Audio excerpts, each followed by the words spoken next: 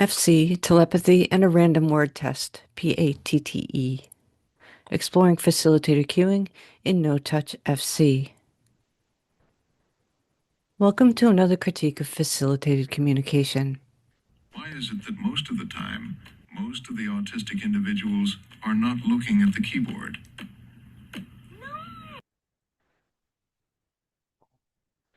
Just a heads up to my regular followers. First, I appreciate your support.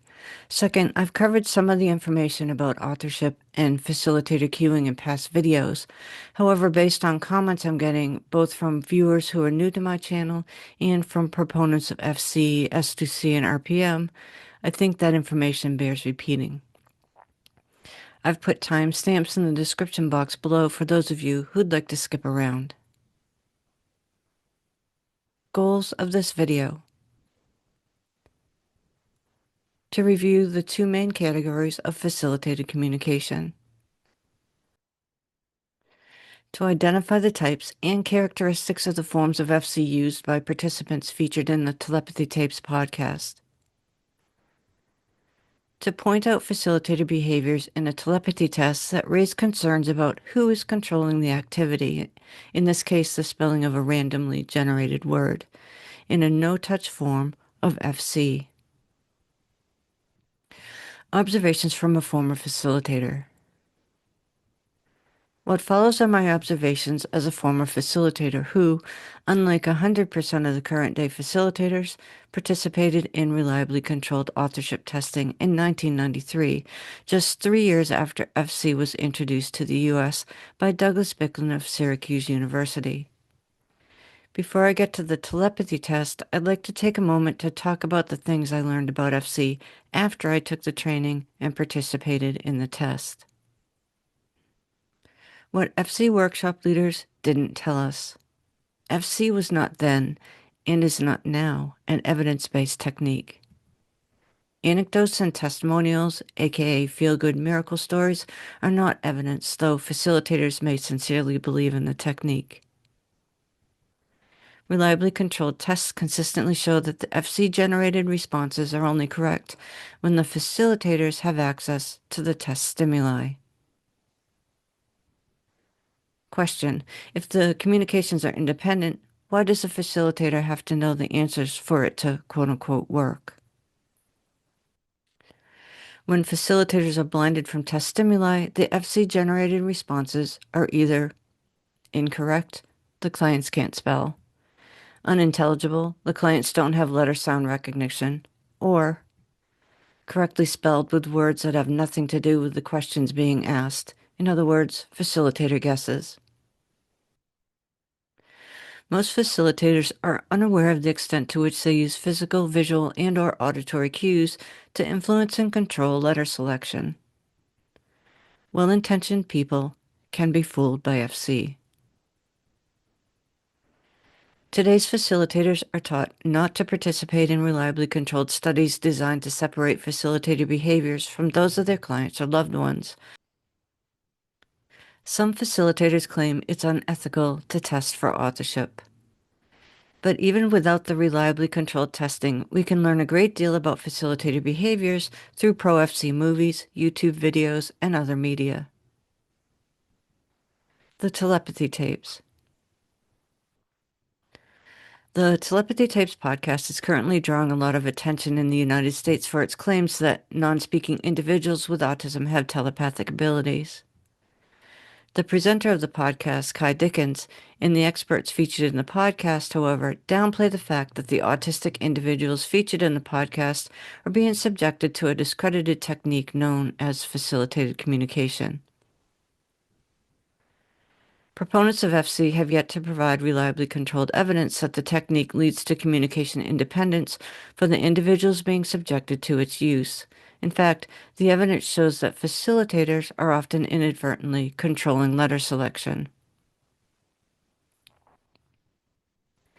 To date, facilitator authorship and FC-generated messages have only been ruled in, not ruled out, when tests have been conducted under reliably controlled conditions that blind facilitators from test stimuli.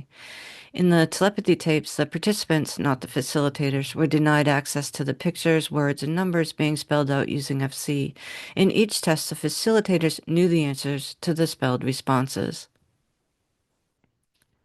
Promoters of the telepathy tapes seem confused about what constitutes facilitated communication, a technique that was discredited in the United States by 1995. Facilitator-dependent techniques. Facilitated communication, or FC, is an umbrella term that represents all facilitator-dependent techniques, regardless of whether the facilitator holds onto the client or holds onto the letterboard. Over the years, FC has evolved into two main categories, touch-based and no-touch forms of FC. Two main categories of facilitated communication. Touch-based FC. The facilitator supports the child by holding onto his wrist, forearm, elbow, shoulder, or other body part during letter selection. It's also called supported typing, saved by typing, assisted typing, hand over hand, letterboarding, and others. Minimal or no touch FC. The facilitator holds a letterboard or a stencil in the air while the child extends a finger toward it. Sometimes, but rarely, the child holds onto the keyboard or letterboard, but the facilitator still uses visual or auditory cues to aid in letter selection. It's also called rapid prompting method, spelling to communicate, speller's method, informative pointing, spelling with eyes, and others.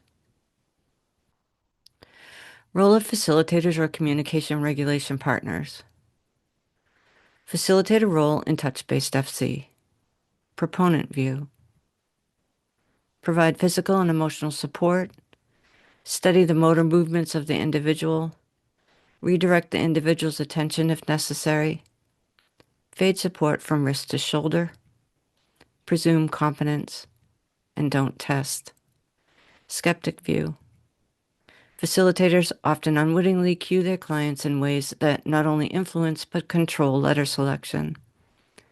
Fading support from the wrist to the shoulder does not eliminate facilitator influence over letter selection.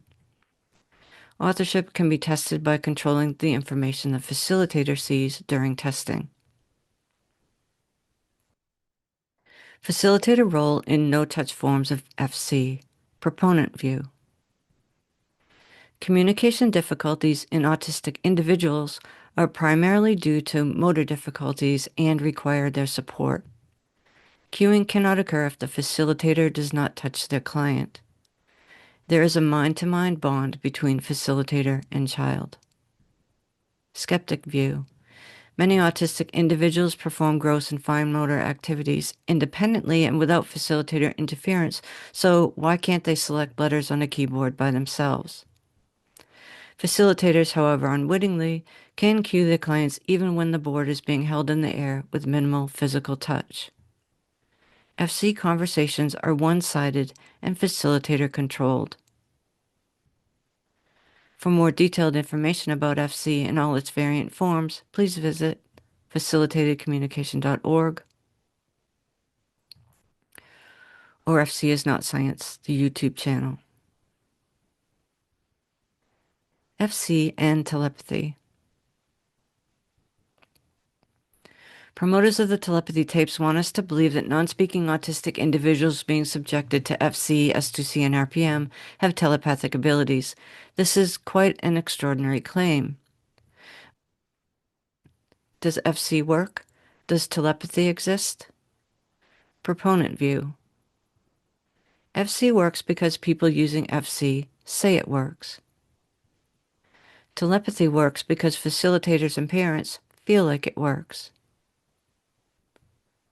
People who question these beliefs are against people with disabilities. Skeptic view.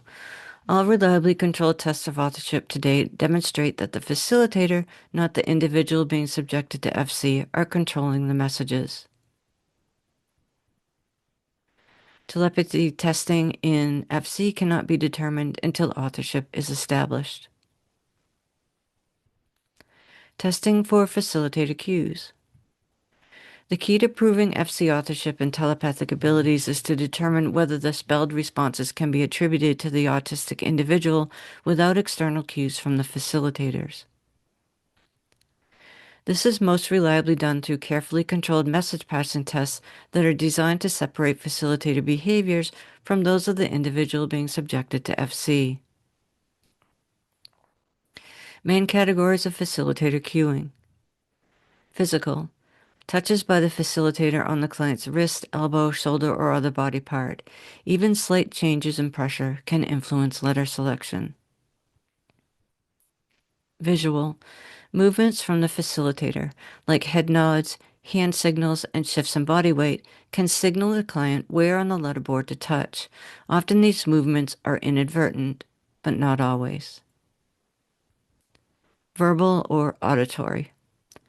Spoken utterances that signal to the client where on the letterboard to touch, like when the facilitator says the sound of the target letter before the individual touches the board. It should be noted that facilitators may or may not be fully aware of the extent to which these cues influence and control letter selection. Facilitators are even taught in some workshops to prompt their hearts out. Purpose of cueing. Proponent view. To physically and emotionally support the client. To help regulate his or her movements. To help correct and/or prevent repetitive or self-stimming behaviors. Skeptic view. FC, S2C, and RPM doesn't work without facilitator cues. Individuals are essentially taught to point on cue through repetition and reinforcement of the desired behaviors, like pointing a finger toward the letterboard. Any cues by the facilitator should be faded within days, not weeks or years after teaching a client a new skill. A telepathy test. In today's example from the telepathy tapes, a non-speaking autistic individual sits beside his mother on a couch. His mother, acting as facilitator, sits beside him. She is shown a randomly generated word, PATTE, and then asks her son to type out the word that she has seen, but he is not. The original video is 43 seconds long. For my critique, I have pared it down to 13 seconds. I'll play the video without annotation first.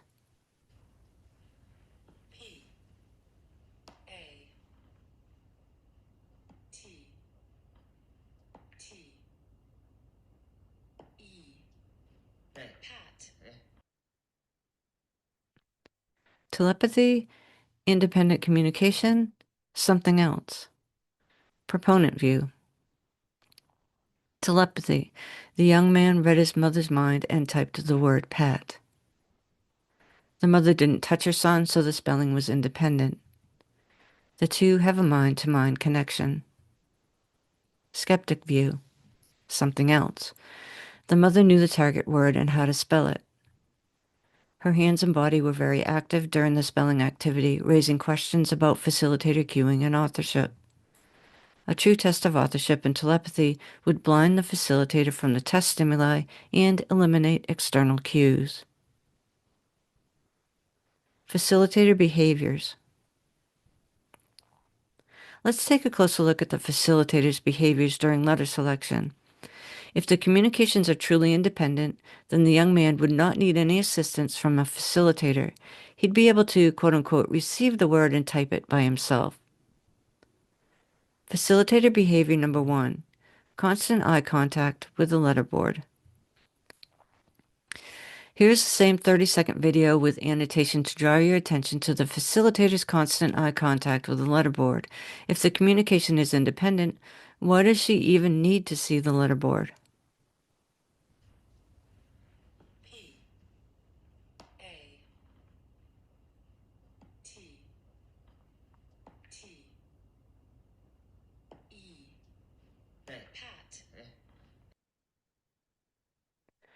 Facilitator behavior number 2, hand movements and shifts in body weight. Here's the same 13-second video with annotation to draw your attention to the facilitator's hand movements and shifts in body weight. Why is she moving around so much during letter selection? P A T T E PATTE. Watch how their hand movements appear to be synchronized. I've zoomed in for a better look. It's a little tricky seeing it from this camera angle, but we've seen this before in another video of the two working together. Links in the description box below. P A T T E PATTE. Summary. The Telepathy Tapes is a popular podcast claiming that non-speaking individuals with autism have telepathic abilities. The producers of the podcast fail to inform their listeners that the individuals featured in the testing are being subjected to a discredited communication technique called facilitated communication. There are two main categories for FC, touch-based and minimal or no touch. Regardless of which form of FC the spellers in the podcast are being subjected to, there is no reliably controlled testing to prove proponent claims of independent communication among its users. Rather, facilitators, not those being subjected to FC, are likely the authors of the FC-generated messages. Facilitators, though well-meaning, are often unaware of the extent to which they control letter selection through physical, visual, and auditory cueing. Anecdotes and testimonials, though interesting and often where scientific inquiry begins, are not evidence. In today's example of a telepathy test with FC, the mother appears to be using hand gestures and body movements to signal to her son where to touch on the letterboard in a no-touch form of FC. For this to be a reliably controlled test for FC authorship or for telepathy, the facilitator would need to be blinded from the test stimuli and all external cues eliminated. This telepathy test raises more questions than it answers.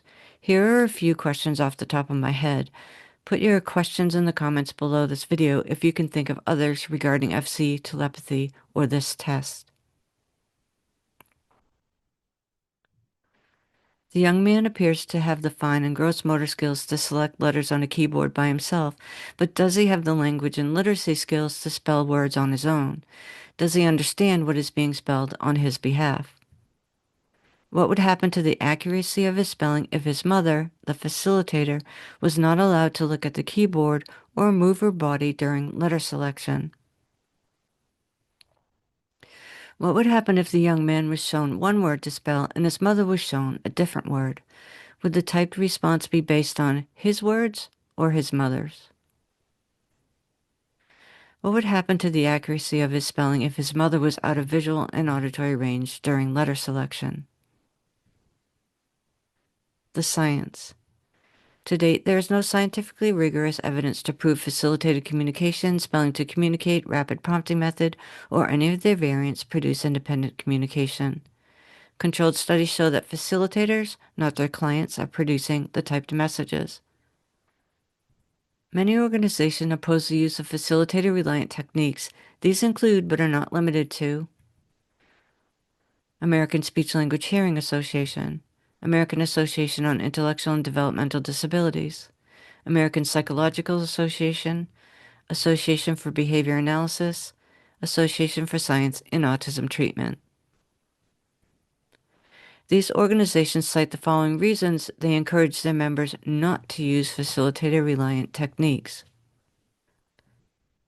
lack of scientific evidence, prompt dependency, facilitator cueing and control over letter selection, potential harms, including false allegations of abuse, lost opportunity costs as individuals are prevented access to evidence-based forms of augmentative and alternative communication. This educational video is intended to draw attention to the problem of facilitated cueing and a technique called facilitated communication. Criticisms of FC, S2C, and RPM or any of their variants contained in this video are not directed at the individuals being subjected to its use. For more information about FC, please visit facilitatedcommunication.org. Please subscribe, like, share, and comment to help grow this project. Thank you for watching until the very end, and remember, FC is not science.